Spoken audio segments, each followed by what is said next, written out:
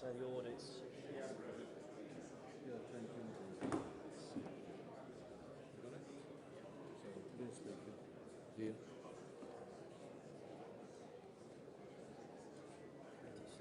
No speaker. Yeah.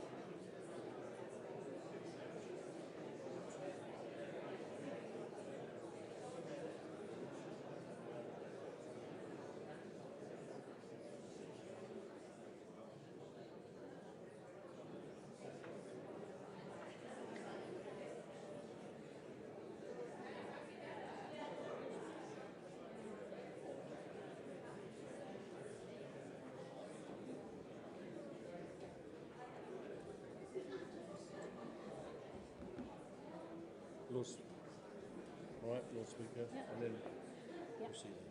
Thank you.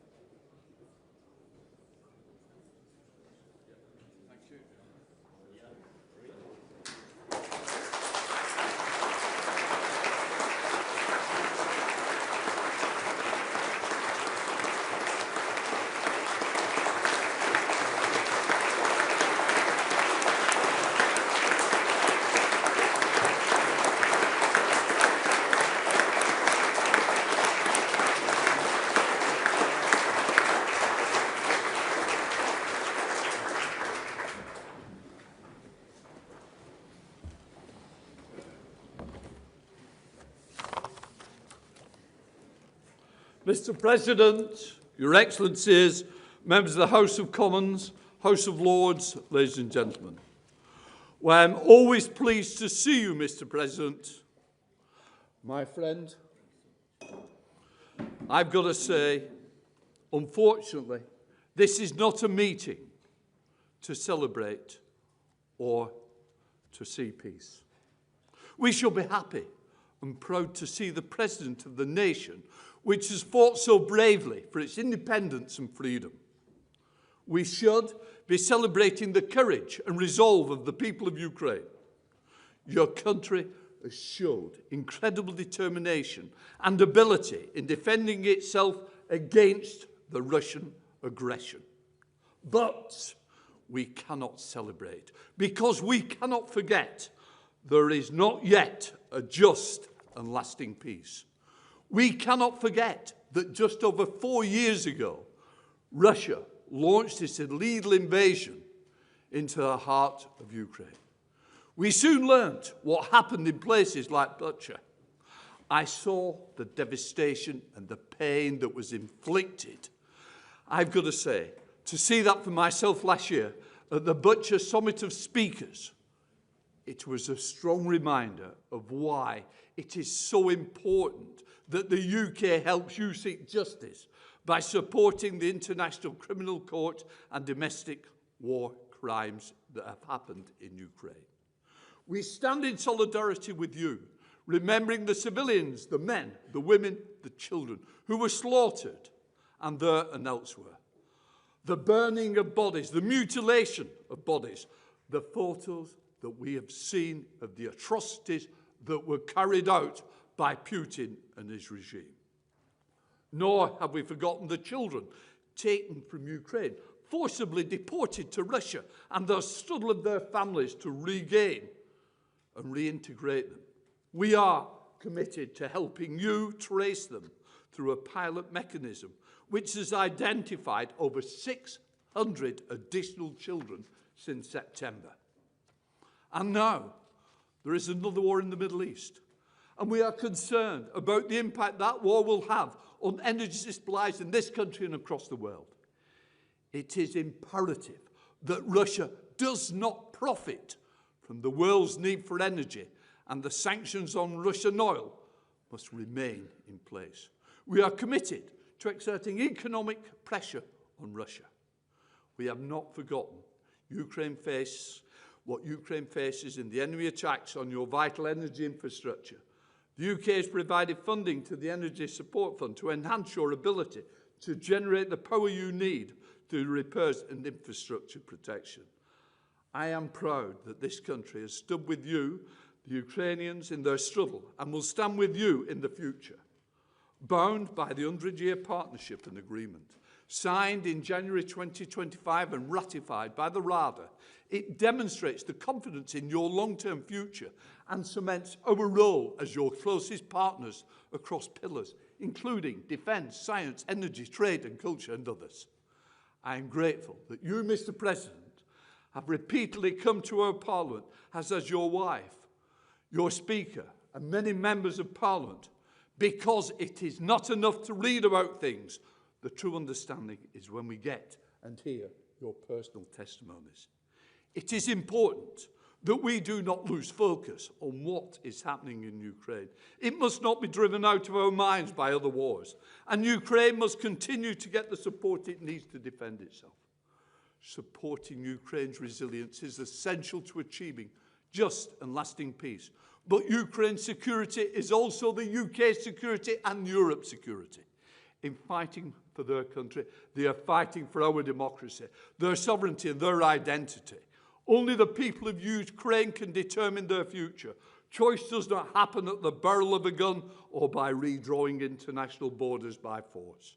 It is important this brutal war ends and we support all the attempts and to secure its ending with justice and security of Ukraine. As part of that, we jointly lead the nations of the coalition of the willing to ensure security and the guarantees are in place in the event of a ceasefire. Across political parties of the United Kingdom, it is united in the support for Ukraine and its resilience in peace, as well as war. Whether through extensive military support, seizing Russian assets, upholding sanction regimes, disrupting shadow fleets, loan guarantees, humanitarian assistance, reconstruction projects, or supporting your Parliament to function. We are unwavering. One day, I hope to welcome you to a true celebration, a celebration of Ukraine, which is free and democratic, no longer fighting for its survival.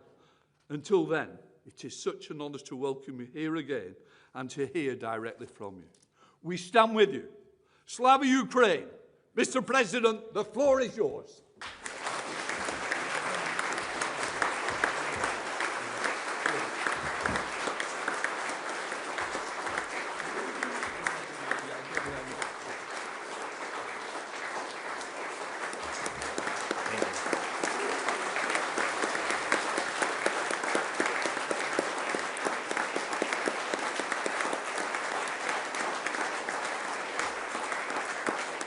Thank you so much.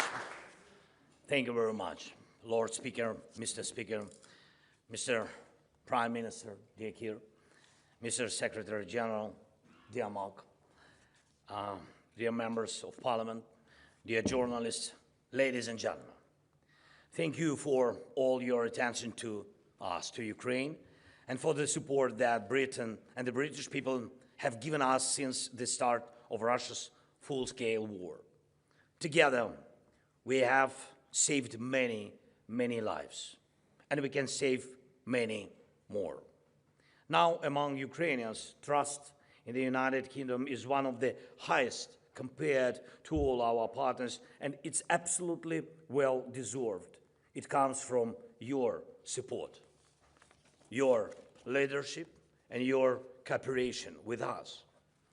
When Ukrainians think of Britain, they know they can trust it. And I thank you for that. Thank you.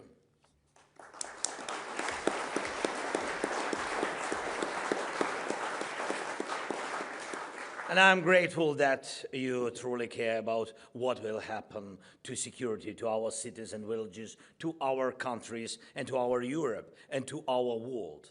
We are another generation that must think about what comes next for the world. This means we are already in history, but it's up to us whether history stops with us or continues as human history. Not AI, not drones, not anything like that. Will this still be a world where people live above the ground, under the sun, not underground, under concrete just to stay safe? It's up to us to decide. And we're here in this great building of the British Parliament, calm and safe, not in a shelter. On your way here, you saw tree branches over the streets, not protective nets against FPV drones. And all of us here worry a little about having fast mobile internet or Wi-Fi nearby, not about whether strong mobile air defense teams are on duty close to us. This way of life, open space, normal streets, normal buildings, not underground, feels so simple, so familiar, as if it has always been there. It's almost impossible to imagine it ending. But what guarantees that it will continue? Only our determination. The world has entered a completely new time, a time of drones, a time of AI. This means the evolution of weapons, the evolution of war, and the evolution of crime. No one can predict where this evolution will lead, but we must keep up with it, and even more, we must stay ahead of it.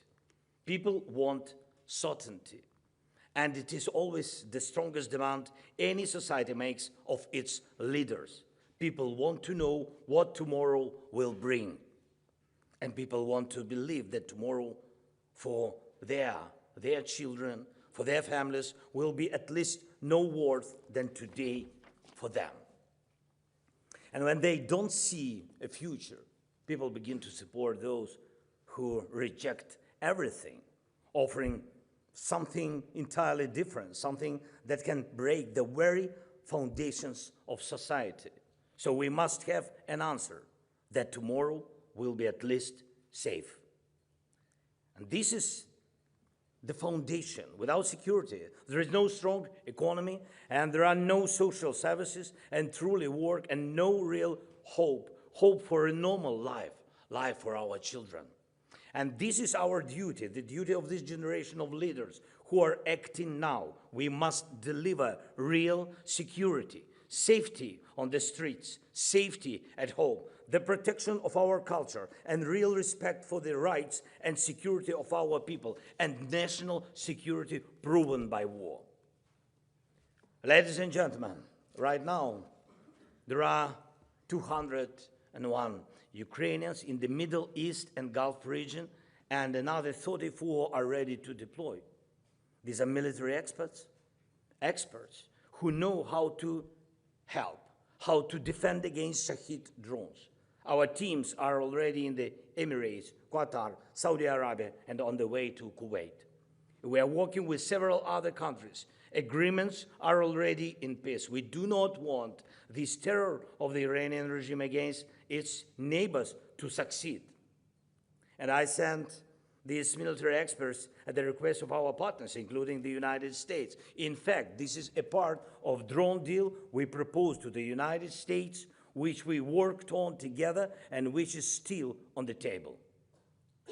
And we are ready to offer similar deals to all our reliable partners, from practical cooperation on drones to future defense alliances. And I don't think anyone would want to leave Ukraine's war-proven strengths and capability outside their security.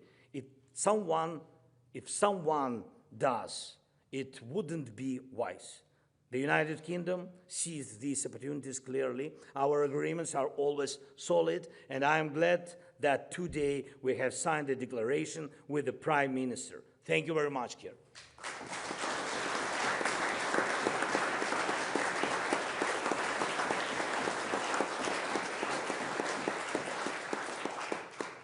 Armies in the Middle East and Gulf region have good protection against missiles, including Iranian ballistic ones.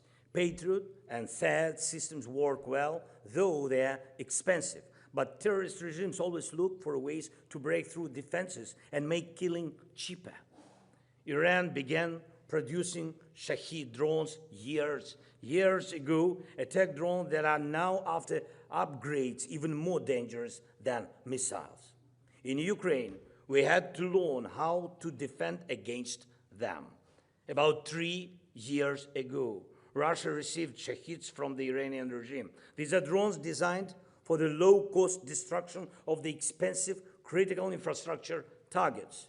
Iran taught Russia how to launch them and gave it the technology to produce them. Russia then upgraded them, and now we have clear evidence that Iranian Shaheeds used in the region contain Russian components. So what is happening around Iran today is not a faraway war for us because of the cooperation between Russia and Iran. And we do not believe we have the right to be indifferent, even if we are separated from human suffering or shared danger by an ocean.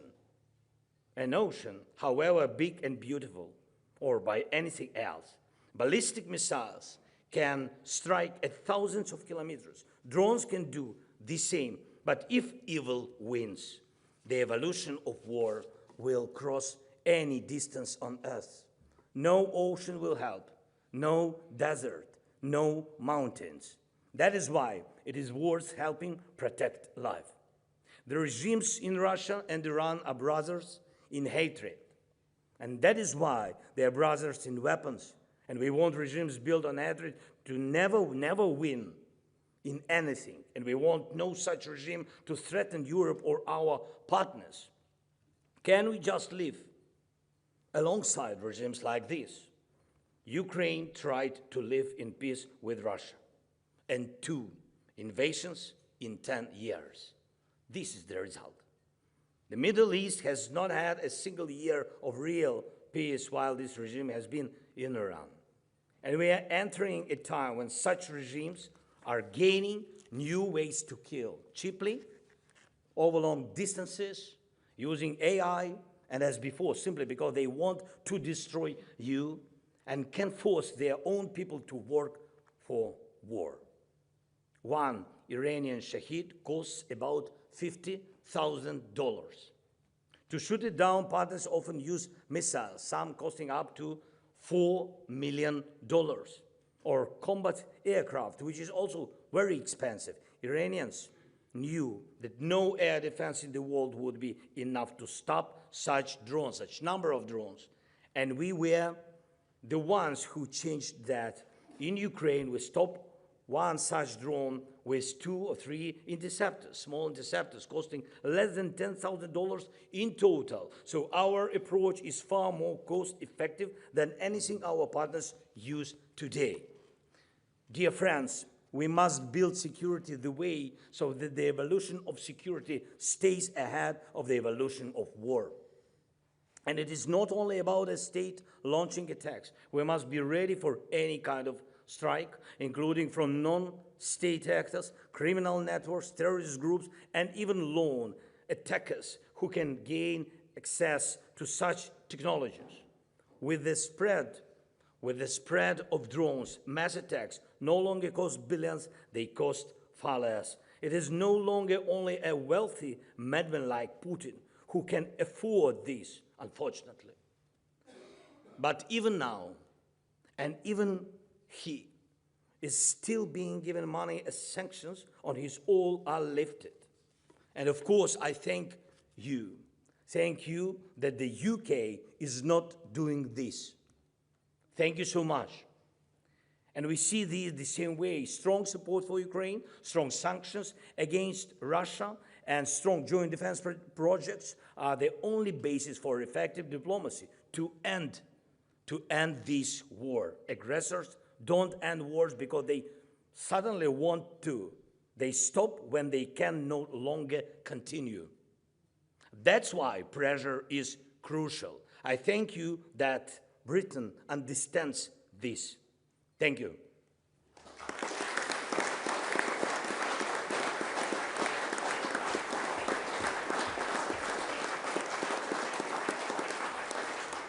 Right now, I have proof that the evolution of security can be fast and cheaper than old defense systems.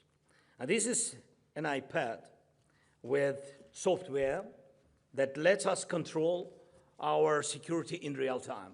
It's true. We have these iPads. I have one.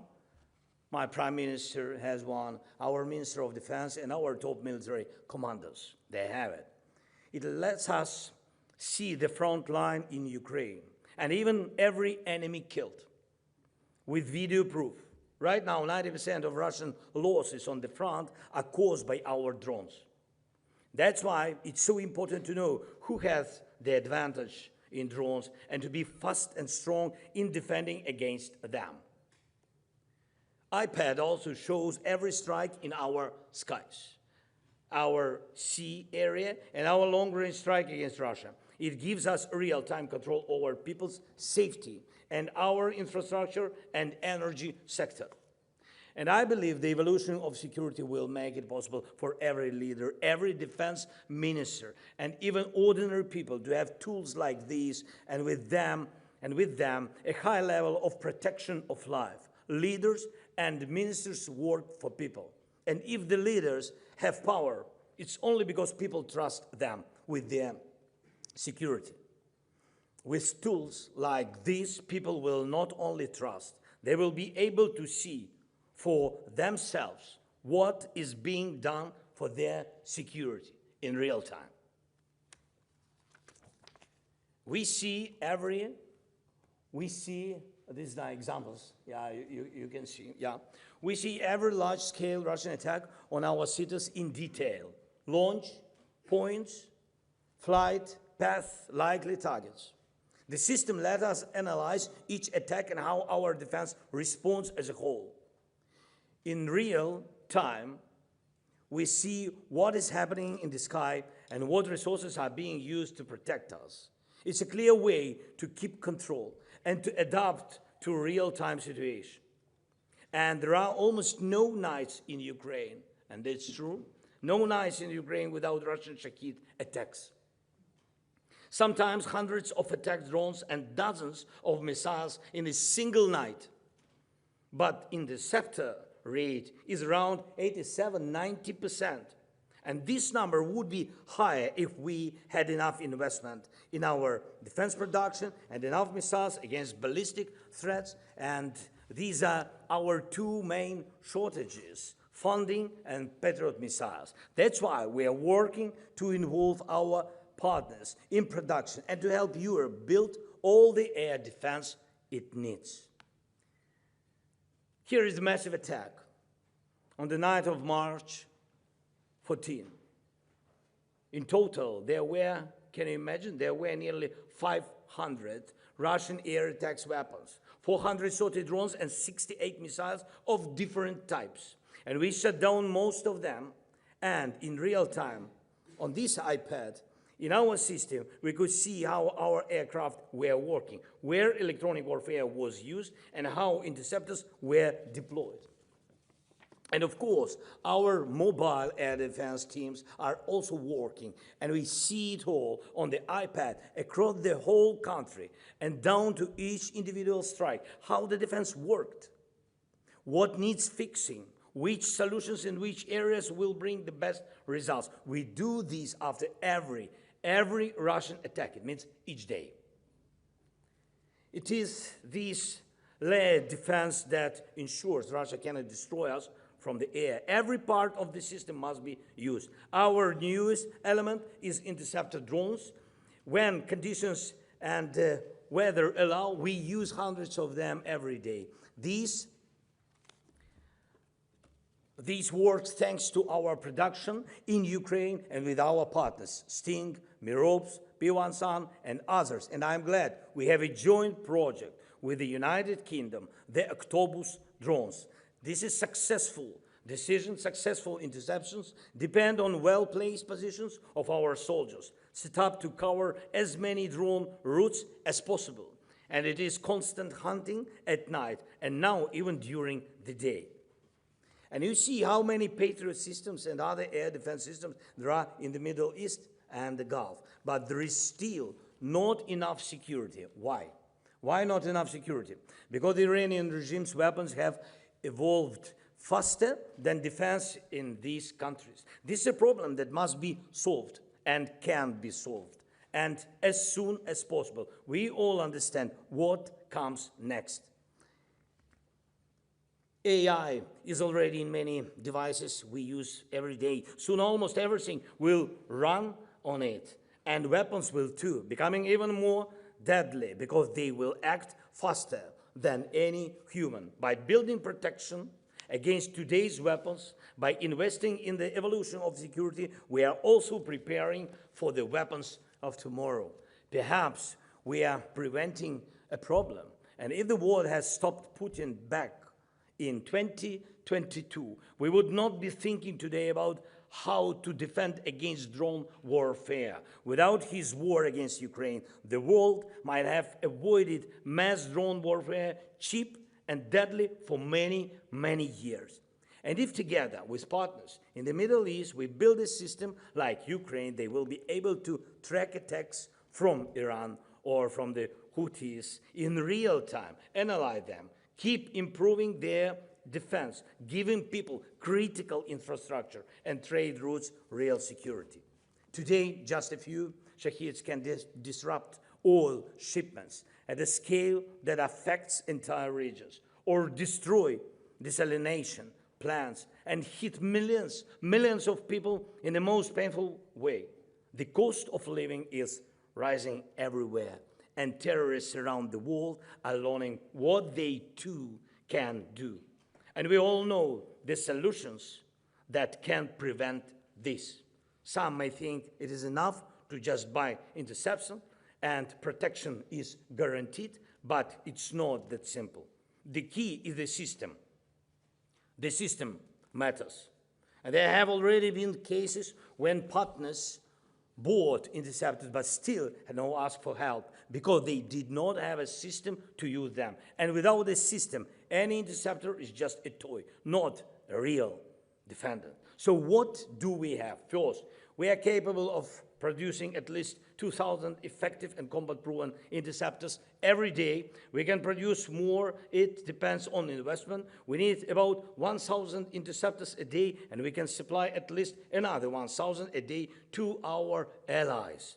Second, we know how to build radar and acoustic coverage to respond to how Shaheeds and other drones approach. Third, we have software that allows radars to keep working even under electronic warfare, jamming in real time. We analyze enemy frequencies and respond to them. And because of this system, we understand how effective our defense is against almost every attack drones. And we can move our positions and air defense to get better results. This iPad gives full control of the situation because we have a system for using our defense tools. If a Shaheed needs to be stopped in Emirates, we can do it. If it needs to be stopped in Europe or United Kingdom, we can do it. It's a matter of technology, investment, and cooperation. And the fact that we go through this winter, which Russia tried to make deadly for all our families, shows that our solutions work. The key is to keep improving them in line with the threats we face and those that are coming. The evolution of threats never stops. For example, your military bases in Cyprus is what our security proposal could look like. Our experts would place interception teams and set up radars and acoustic coverage, and this would all work. If Iran launched a large-scale attack similar to Russian attacks, we would guarantee protection. This is the kind of reinforcement we offer, and it may soon be needed across Europe. And drones can be launched not only from land, but also from ships at sea. Such long-range strikes are no longer rare. Different countries already use them, and since European seas still have many targets from Russia's Shadow Fleet, launching drones from such vessels is no longer something unexpected. Ukraine didn't have a strong navy like Britain or some of our other partners, but we have pushed what is left of Russia's fleet into distant bases in the Black Sea, where their ships hide from Ukrainian sea drones. This is a completely new security reality in our sea. The Russian fleet, which was powerful, has no effective way to counter our drones. Their defenses have been strong. We do not deny that. But our naval drone systems keep evolving, and we focused on the speed of that evolution, and we won our sea. We started with simple kamikaze sea drones, then we built drones with turrets that can shoot down helicopters. Now we have drones that can shoot down Russian fighter jets from the sea. We have developed boats that carry other drones. We also have boats that strike targets on land from the sea. And we are developing more stable drones that can operate longer and more effectively at sea. Soon, and not in the distant future, we will have systems that can operate even in ocean conditions. We are also effectively working on underwater systems. So, facing threats in the Black Sea, we are finding the right security solutions. And these solutions can be used in your matters as well, including in complex situations like the Strait of Hormuz today. Drones can solve problems that even a fleet sometimes cannot. And of course, we also have full information about what is happening on the ground, real ground in Ukraine, and the front line completely. This iPad gives full control over movement along the front. All changes are tracked and fully verified over any period, not just partially. Ukraine collects, analyzes, and uses data on the full battlefield situation. We track every engagement and every change along the front. And we have video proof for almost every figure of Russian losses we report. This winter alone, Russia lost more than 92,000 killed and seriously wounded, each confirmed by video. So these are people who will not return to the battlefield. This is the first example in the world of full digital tracking of war. Russia may try to mislead satellites or adjust reports in the highest offices around the world. But if this iPad shows that Kupiansk, this is our big city in Kharkiv region, Kupiansk is under our control, then it is true. If it shows that in the past 30 days we have regained more territory than Russia has taken, then it is true. Clear numbers, clear positions on the map. And without this kind of digital tracking and without a system to collect and analyze real battlefield data, it's impossible to fight a modern war effectively, defend your country, manage a wartime economy, or understand the cost of peace when this aggression is stopped and real security is guaranteed. Ladies and gentlemen, our belief that we can stop even a much stronger enemy and guarantee real independence and real security is not something abstract.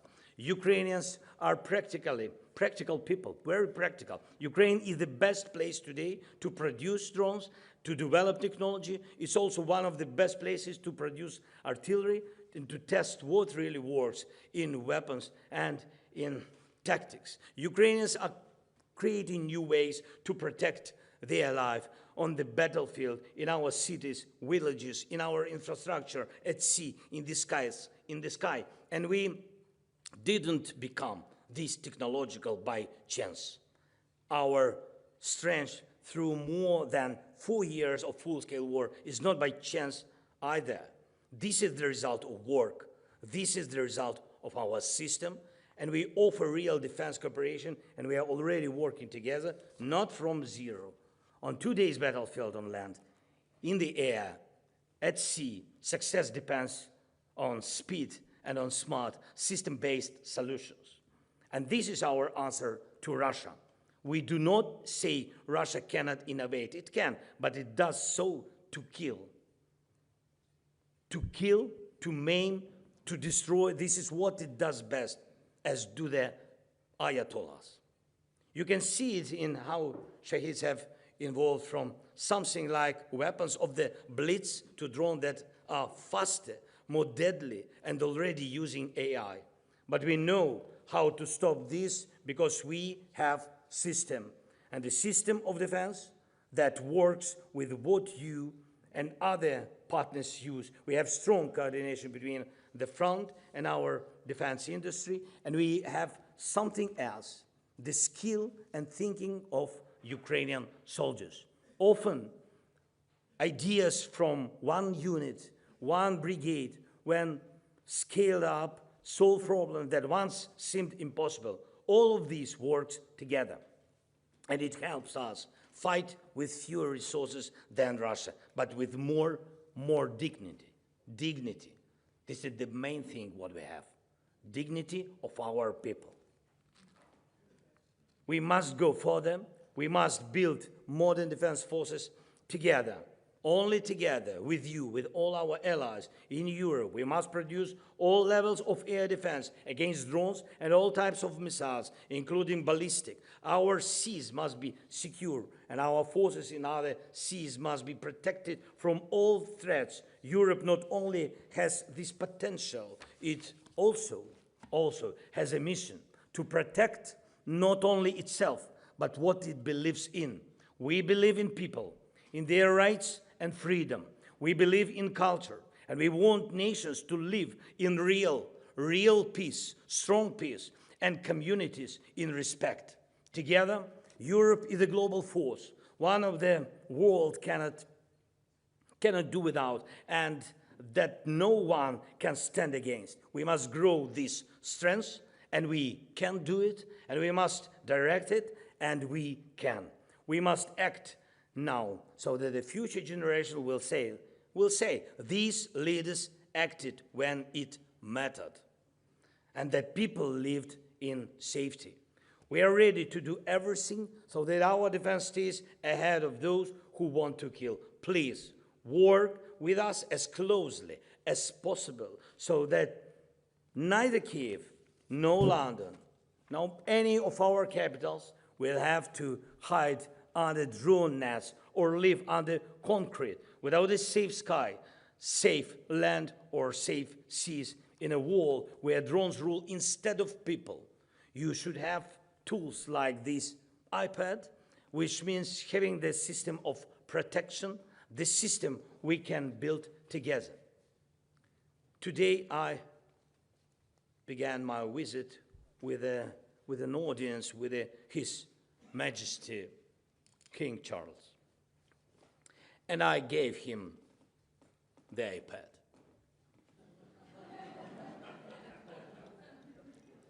Really, like this, as a sign of respect and gratitude, and to strengthen our cooperation with the United Kingdom, with your great country. Thank you so much.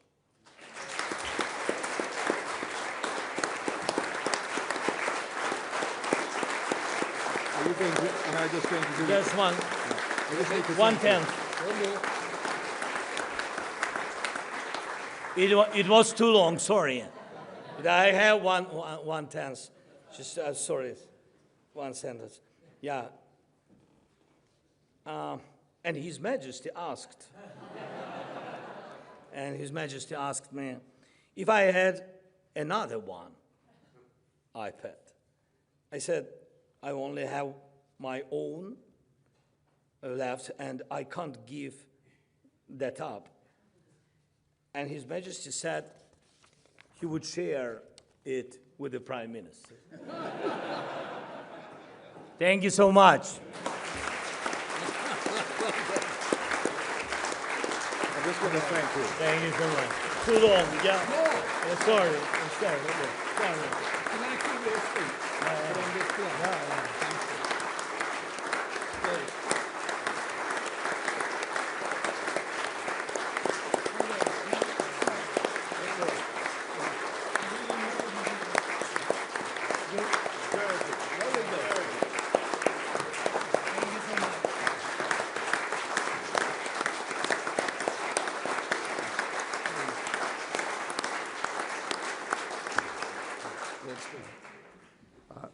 Mr. President, Secretary-General, Prime Minister, my Lords, members of the House of Commons, ladies and gentlemen, it's a profound honour for me to formally thank you, Mr. President, for that inspiring and encouraging speech.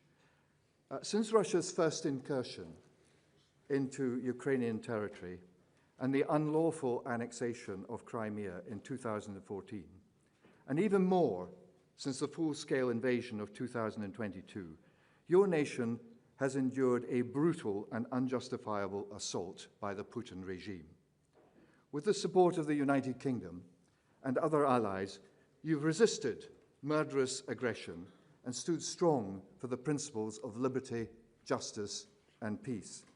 And the UK has committed more than £20 billion to Ukraine since the invasion, and that support remains unwavering, with further military aid pledged as long as it takes.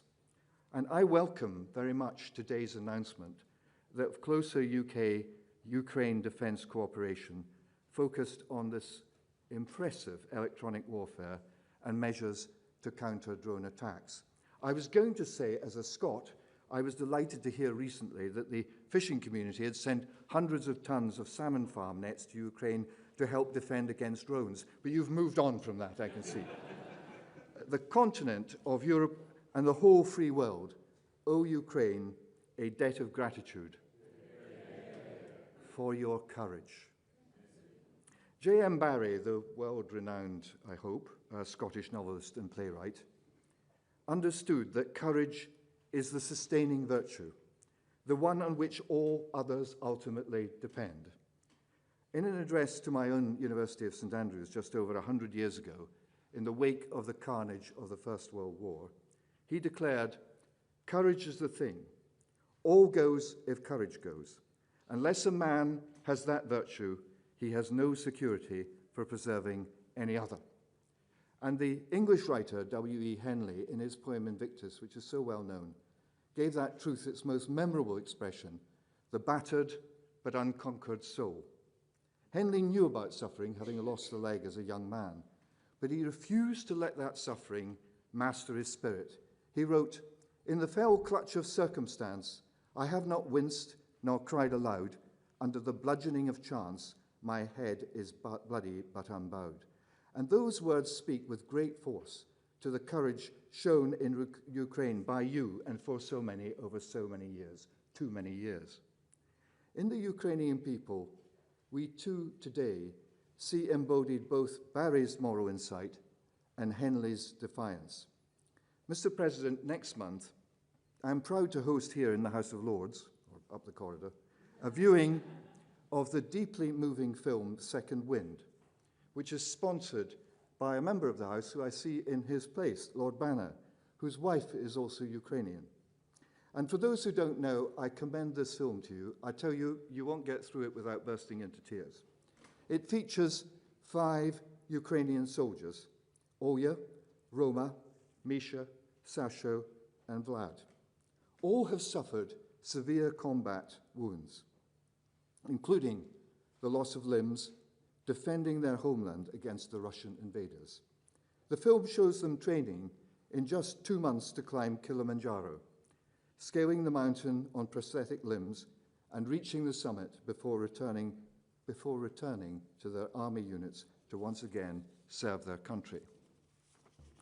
At its conclusion, Olya dedicates their achievement to the comrades who've given their lives in the war, as well as to the future when Ukraine can once again thrive as a free, independent, and peaceful nation.